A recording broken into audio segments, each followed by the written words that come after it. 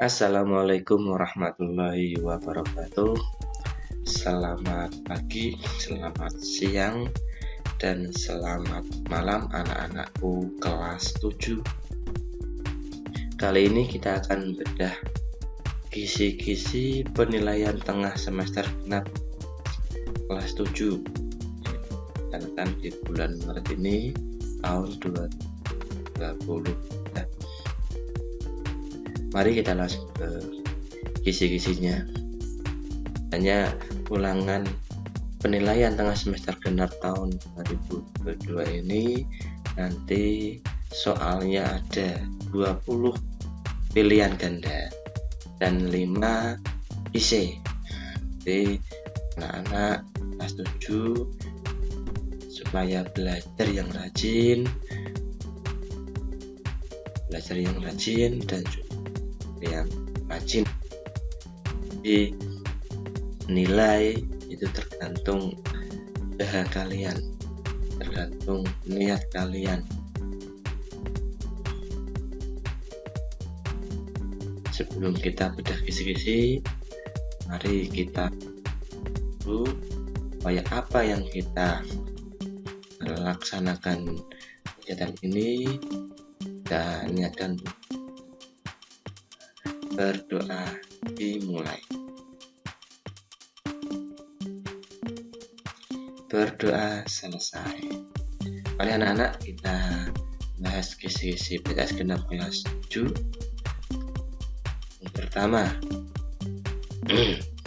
Yang pertama adalah peserta didik mampu menjelaskan pengertian sel. Artinya di soal nomor 1 ini nanti kalian akan menemui soal yang berkaitan dengan pengertian sel.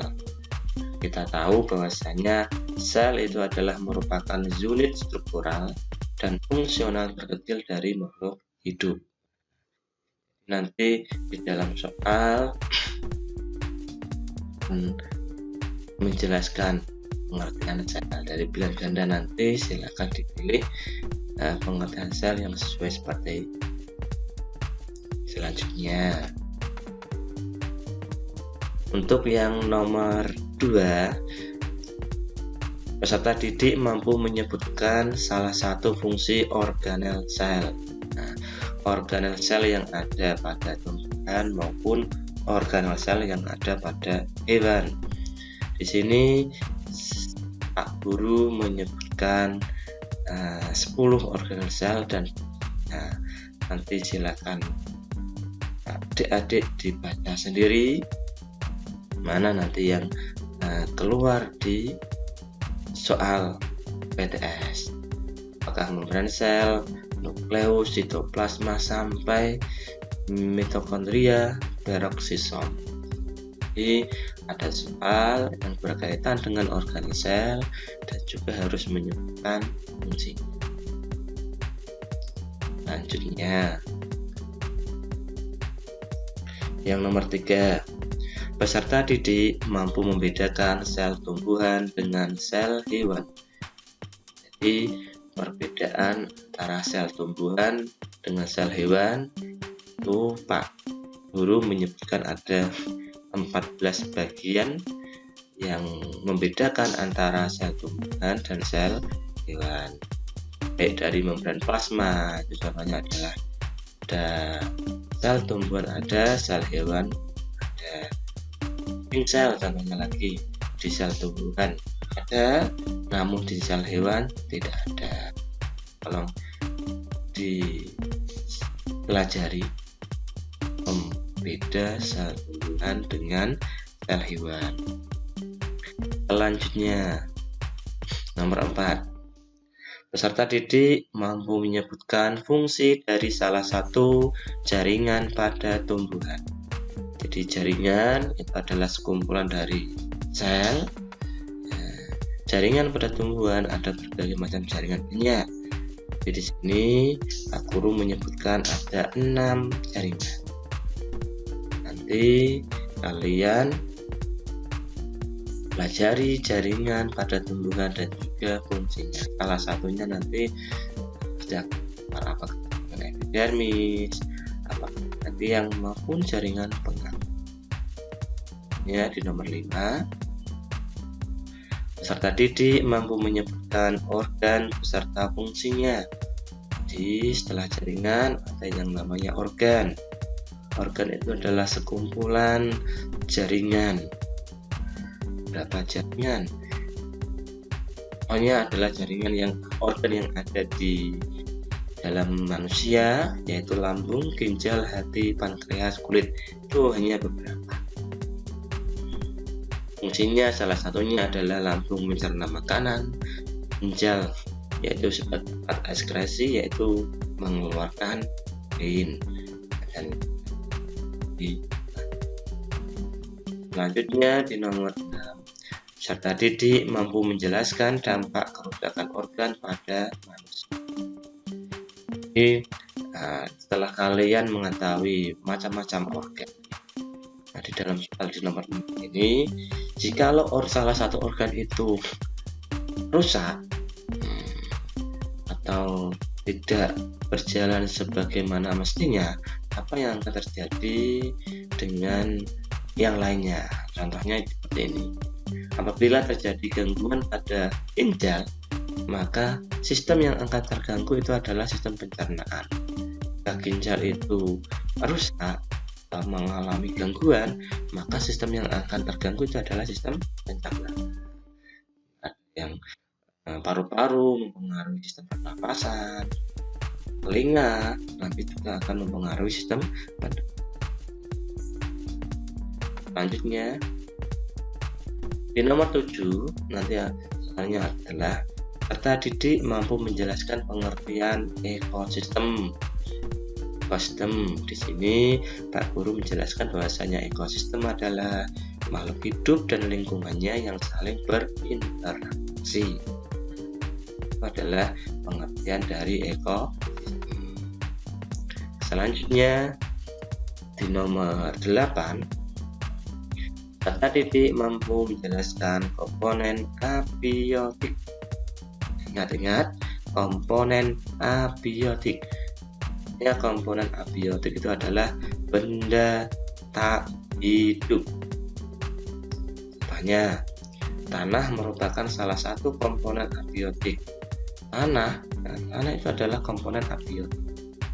Tanah berfungsi sebagai tempat tinggal atau tempat hidup berbagai jenis organisme. Tanah itu komponen abiotik, berasal dari batuan. Selanjutnya di nomor 9, diberikan beberapa pernyataan, peserta didik mampu menjelaskan interaksi antara komponen biotik dengan komponen abiotik.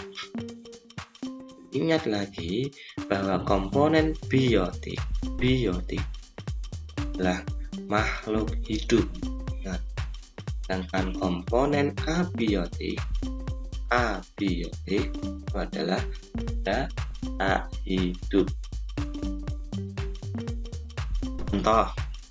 Contoh interaksi antara komponen biotik dengan komponen abiotik. Contohnya adalah ini contoh.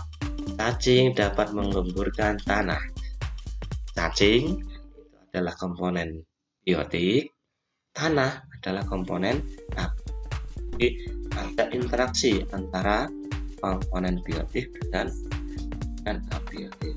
Jadi tolong dicermati di nomor 9. Ingat, biotik dengan abiotik, bukan biotik dengan biotik, bukan abiotik dengan abiotik. Interaksi antara makhluk hidup dengan makhluk tak hidup. Selanjutnya di nomor 10, diberikan pernyataan, peserta didik mampu menunjukkan contoh individu. Perlu kalian ketahui bahwasanya individu adalah satu organisme tunggal. Ingat, satu organisme tunggal. Ini saya contohkan di dalam soal. Di kebun terdapat 1 ekor burung, 15 belalang, 6 katak, dan ada juga sinar matahari. maka yang disebut individu adalah tadi. Individu adalah satu organisme tunggal. Dalam soal ini yang ada itu jumlahnya satu, ya, satu ekor burung. Jadi satu ekor burung itu dinamakan individu. Selanjutnya di nomor 11 diberikan beberapa pernyataan. Peserta didik mampu menyusun rantai makanan. Rantai makanan adalah proses makan dari makan yang mempunyai urutan-urutan. Hanya satu urutan saja. Kalau beberapa urutan nanti disebut jaring-jaring makan. Nah, satu urutan. Contohnya di sini, Pak Guru memberikan contoh. Dalam akuarium terdapat komponen-komponen sebagai berikut. Ada ganggang, ada ikan, bakteri, ada air, dan ada pasir. Ini Pak Guru memberikan contoh. Rantai makanan yang dapat terjadi dari pernyataan. Nah, rantai makanan itu adalah komponen biotik. Nah, dari kelima pernyataan tersebut ya, ganggang, biotik, ikan, biotik, bakteri, biotik. Air dan pasir itu bukan biotik tapi abiotik. Jadi tidak dalam rantai makan. Jadi ini adalah ya, ganggang dimakan ikan, selanjutnya dimakan bakteri. Ya. Selanjutnya di nomor 12. Peserta didik mampu memberikan contoh pengaruh komponen abiotik dengan komponen biotik. Berbalikan dengan yang nomor berapa tadi ya. Di sini adalah pengaruh komponen A benda dengan komponen biotik, benda hidup. Ini Pak Guru memberikan contoh. Cahaya matahari dibutuhkan tumbuhan untuk fotosintesis. Ingat, cahaya matahari itu adalah benda tak hidup, yaitu komponen abiotik. Tumbuhan adalah komponen biotik atau hidup. Ya, cahaya matahari itu adalah berpengaruh terhadap tumbuhan. Artinya sama dengan di soal bahasanya abiotik itu berpengaruh terhadap itu contoh. Selanjutnya di nomor 13, Pak Didik mampu menjelaskan hubungan konsumen di dalam ekosistem. Hubungan konsumen dalam ekosistem. Ingat, konsumen itu adalah makhluk hidup yang mengkonsumsi produksi. Contohnya adalah di suatu padang rumput sekelompok kambing dan harimau. Di sana predatornya sangat aktif. Ingat, predator itu adalah yang memangsa. Berapa waktu kemudian jumlah konsumen primernya menurun. Konsumen primer itu adalah konsumen yang langsung memakan produsen. Hal yang mungkin terjadi, kalau konsumen primernya itu menurun, yang pertama kali memakan produsen itu adalah kambing, ya. Terus apa yang terjadi dalam rantai makanan tersebut atau ekosistem tersebut? Kalau kambingnya itu nanti, kambing di sini sebagai konsumen primer. Kalau kambing itu dimakan predator, maka yang akan terjadi apa? Ya, rumputnya akan meningkat. Sedangkan kambing itu kan dimakan harimau. Kalau kambingnya tidak ada, maka harimaunya akan ya menurun. Jadi peningkatan populasi rumput dan penurunan populasi harimau itu yang akan terjadi. Selanjutnya di nomor 14, disediakan gambar rantai makanan. Peserta didik mampu menjelaskan keadaan yang terjadi jika salah satu konsumen hilang. Ini hampir sama seperti nomor 13 tadi. Artinya jikalau ada konsumen yang hilang atau punah atau dimakan yang lainnya, yang akan berpengaruh yang mana? Jadi yang akan berpengaruh adalah sebelum konsumen tersebut dan setelah konsumen tersebut. Contoh di sini adalah bila petani memberantas tikus, ada di konsumen 2. Gambar tersebut ya. Kemungkinan yang terjadi adalah kalau kalian melihat gambar di atas, kalau tikus itu diberantas oleh petani, yang akan sangat berpengaruh itu mana? Yang sangat berpengaruh itu adalah belalang. Akan berpengaruh, burung hantu juga akan berpengaruh, padi pun juga akan. Nah, jadi kalau tikus diberantas, yang akan terjadi kemungkinannya adalah ya belalangnya akan semakin banyak, burung hantunya akan semakin sedikit. Ya, karena tikusnya nggak ada, ya dimakan burung hantu ya. Kalau belalangnya naik atau meningkat, apa yang terjadi dengan rumput? Oke, yang akan terjadi dengan rumput adalah tanaman pertanian kan habis. Ya, tak bisa rumput ya, itu nanti akan habis karena belalangnya semakin banyak. Ya, tanaman pertanian habis dimakan sama artinya apa? Belalangnya meningkat dan burung hantunya menurun.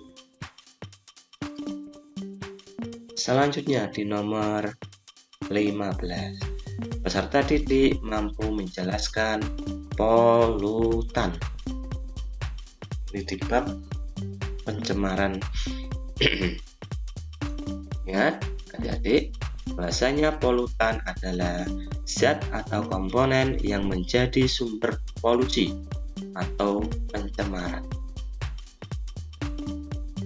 Ingat, hanya zat itu dikatakan sebagai polutan jika memenuhi 3 syarat. Yang pertama, berada pada waktu yang tidak tepat. Yang kedua, kadarnya melebihi batas. Yang ketiga, berada pada tempat yang salah. Jadi nanti di dalam soal di nomor 15 kalian akan menemui soal tentang polutan. Nanti apa yang akan ditanya tentang polutan? Kalian belajar ini dan polutan, dan juga zat itu dikatakan sebagai polutan jika apa. Hanya ini aja yang perlu kalian pelajari untuk menjawab soal nomor 5. Selanjutnya di nomor 16, peserta didik mampu menjelaskan dampak pencemaran air terhadap lingkungan. Ingat, pencemaran air. Bahasanya pencemaran itu ada banyak, ada pencemaran tanah, udara, air. Ini yang disangkut pautkan di nomor 16 itu adalah pencemaran air.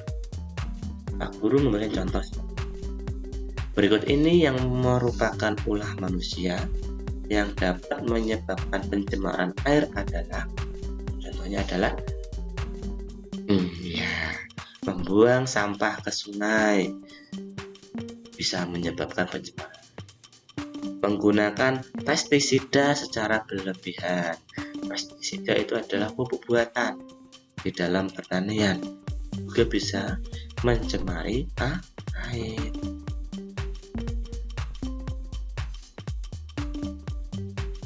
Selanjutnya di soal nomor 17, yaitu peserta didik mampu menjelaskan upaya pengendalian hama di lingkungan.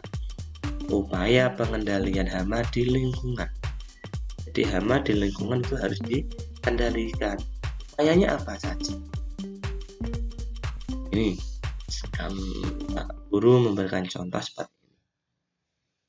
Salah satu upaya dalam pengendalian hama yang tidak menimbulkan pencemaran lingkungan adalah yang tidak menimbulkan pencemaran. Jadi pengendalian hama itu banyak. Kalau di sini yang Pak Guru contohkan adalah pengendalian hama yang tidak mencemari lingkungan atau yang tidak menimbulkan pencemaran lingkungan. Kenapa? Salah satunya adalah pengendalian secara biologis. Biologis itu artinya pengendalian secara menggunakan makhluk hidup yang lainnya. Contohnya adalah hama tikus. Pengendaliannya secara biologis bagaimana? Adanya ular, adanya burung hantu yang akan secara otomatis memakan atau memangsa secara tersebut. Nomor 18. Didik mampu menjelaskan upaya penanggulangan pencemaran limbah pabrik. Ingat, kalian dalam menjawab soal itu harus memperhatikan dan mengetahui apa yang diinginkan soal. Jangan merabet-merabet yang lainnya, cukup pahami soalnya. Kalian pasti bisa menjawab. Upaya penanggulangan pencemaran limbah pabrik. Contohnya seperti ini. Salah satu cara menanggulangi pencemaran oleh limbah pabrik itu adalah salah satunya adalah mengolah limbah pabrik tersebut belum dibuang. Artinya limbahnya diolah terlebih dahulu sebelum dibuang. Adalah contoh. Di nomor 19. Peserta didik mampu menjelaskan penyebab pencemaran tanah. Pencemaran tanah.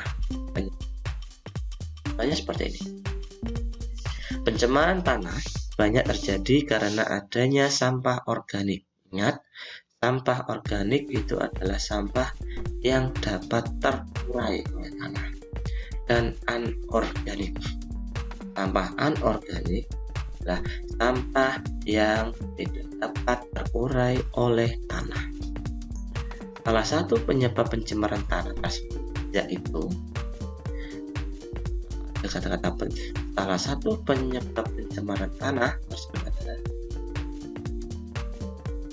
ingat ya, organik itu adalah sampah yang dapat terurai oleh tanah.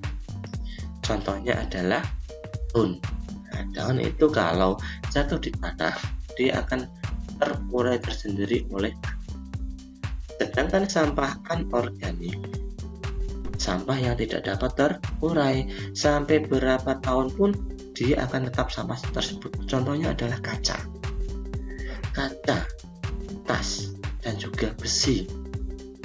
Dan juga di sini belum ada plastik juga. Termasuk sampah anorganik. Dia sulit untuk terurai di tanah. Jadi kalian di dalam soal ini harus bisa membedakan sampah organik dan juga sampah anorganik. Nomor terakhir di pilihan ganda, nomor 2. Disediakan pernyataan. Peserta didik mampu menemukan produsen dalam pernyataan tersebut.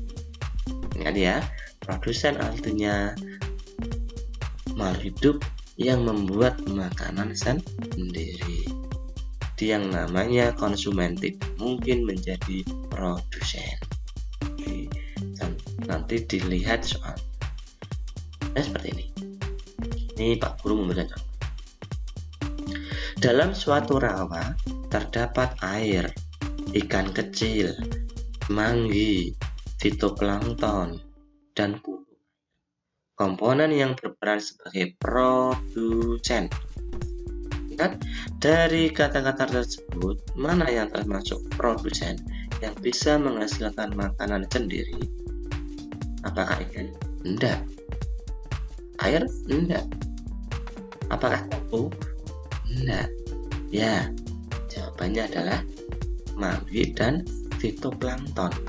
Semanggi itu adalah tumbuhan, fitoplankton itu adalah tumbuhan kecil-kecil yang ada di air. Kalau ada tumbuhan, pasti itu dinamakan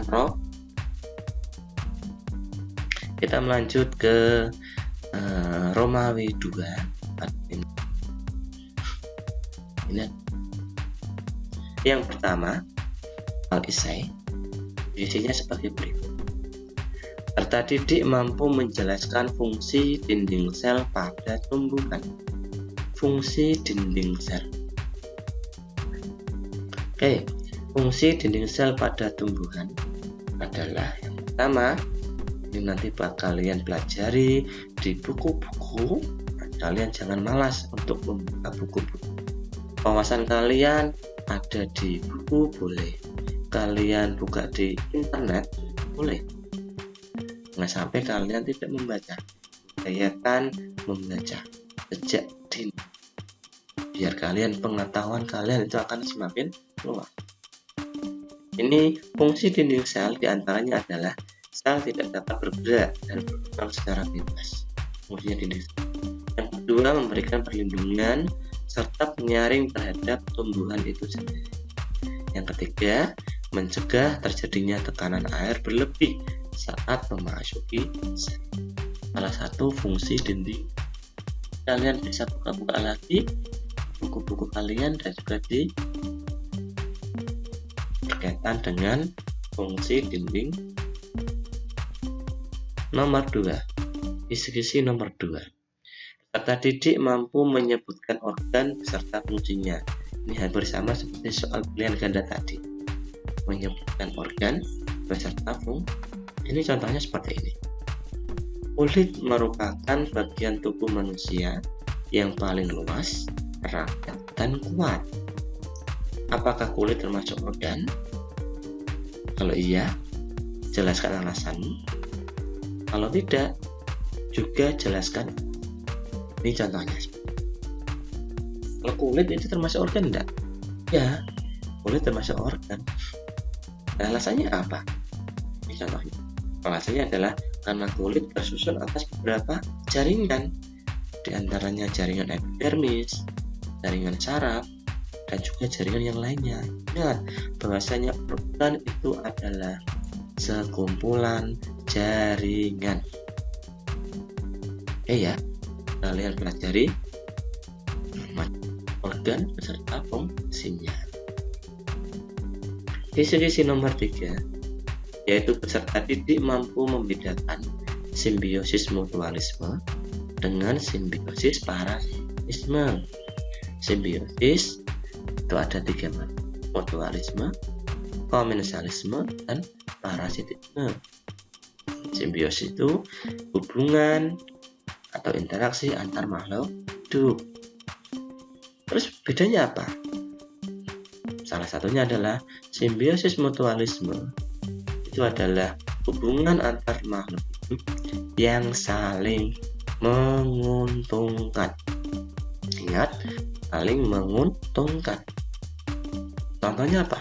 Lebah dengan bunga. Lebah juga diuntungkan, nah dia bisa menyerap madu. Bunga juga diuntungkan, penyerbukannya dibantu oleh lebah. Nah, sama diuntungkan.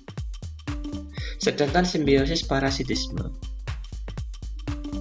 yaitu hubungan antara makhluk hidup yang satu diuntungkan, sedangkan yang lainnya rugi. Satu diuntungkan, yang lainnya rugi. Contohnya adalah benalu dengan tumbuhan inangnya. Di sini saya contohkan tumbuhan inangnya itu adalah mangga. Benalu yang hidup di pohon mangga. Lalu itu kalau bahasa terkenalnya itu adalah pemandian. Lalu itu hidup di pohon mangga. Dia menyerap sari-sari makanan yang ada di itu menjadi untung, tumbuh subur. Sedangkan mangga, sari-sari makanannya diserap oleh benalu, dia menjadi rugi. Ini adalah contoh parasitisme. Sisi nomor 4, peserta didik mampu menyusun rantai makanan. Ini mudah ya, menyusun rantai makanan bebas. Rantai makanan ini saya contohkan seperti yang ada di pilihan ganda tadi. Nah, di sini yang penting yang namanya rantai makanan adanya arus makan dan dimakan, arus energi dari produsen ke konsumen 1, konsumen 2, konsumen 3, bahkan sampai ke penguras. Bisa contohkan adalah padi makan belalang, terus dimakan tikus, terus dimakan rantai makan. Ya, satu jalur saja. Yang terakhir di nomor 5, disediakan pernyataan tentang lingkungan. Peserta didik mampu menjelaskan macam-macam pencemaran yang terjadi pada peristiwa tersebut. Jadi di dalam soal tersebut nanti ada pernyataan, kemungkinan pernyataan panjang tentang lingkungan. Ini saya contohkan seperti ini. Jadi kalian harus memahami soalnya, apa yang ditanyakan soal, dengan melancang dari contohnya seperti ini. Di desa Kedondong terdapat sebuah pabrik. Tiap hari pabrik tersebut mengeluarkan asap yang berwarna hitam. Selain itu, pabrik tersebut juga sering membuang sisa-sisa hasil produksi ke sungai yang ada di belakang pabrik, sehingga menyebabkan air sungai berwarna coklat. Masyarakat di desa tersebut juga kurang memperhatikan lingkungan sekitar. Limbah rumah tangga seperti kaca, besi masih banyak berserakan di sekitar rumah. Pertanyaannya, apakah jenis pencemaran yang terjadi di desa Kedondong tersebut? Jelaskan. Ya, ini pertanyaannya ada. Jenis pencemaran yang terjadi di desa Kedondong. Di dalam pernyataan di atas, kalau kalian cermati, pahami mana yang ada di desa Kedondong itu apa? Coba. Oke. Yang pertama ini adalah pencemaran udara. Mana pencemaran udara di dalam pernyataan tersebut? Lihat, asap hitam dari proses industri itu mengandung gas karbon dioksida yang cukup banyak sehingga mencemari udara di sekitar pabrik. Jadi, setiap hari pabrik mengeluarkan asap yang berwarna hitam. Jelas pencemaran Yang kedua apa lagi? Ya, pencemaran air. Mana pencemaran air? Itu buktinya. Di belakang pabrik itu dia mengeluarkan air. Di sungai yang ada di belakang pabrik, sungai ini itu berwarna coklat. Salah satu membuktikan bahwasanya air berwarna coklat itu adalah zat cair limbah pabrik langsung dibuang ke sungai. Apakah ada pencemaran lain? Ya, ada pencemaran lingkungan atau pencemaran tanah. Mana buktinya? Ya, itu masyarakat membiarkan benda anorganik anorganik itu kaca, besi, plastik itu masuk ke di lingkungan bebas sekitar. Jadi di lingkungan rumah itu berserakan banyak, itu menimbulkan yang namanya belajar IPA. Alhamdulillah. Ini kita telah membedah kisi-kisi penilaian tengah semester kelas 7. Semoga bermanfaat. Dan jangan lupa selamat belajar yang tekun. Hasil tidak akan mengkhianati hasil apa. Hasil kalian ditentukan oleh kemampuan kalian dalam belajar dan Semoga berhasil. Jangan lupa budayakan membaca. membaca buku, membaca internet, membaca apapun yang berguna buat Anda. Anda mendapatkan nilainya bagus. Ya, baik. Terima kasih. Selamat berjumpa lagi dengan guru di channel Diki Sain. Assalamualaikum warahmatullahi wabarakatuh.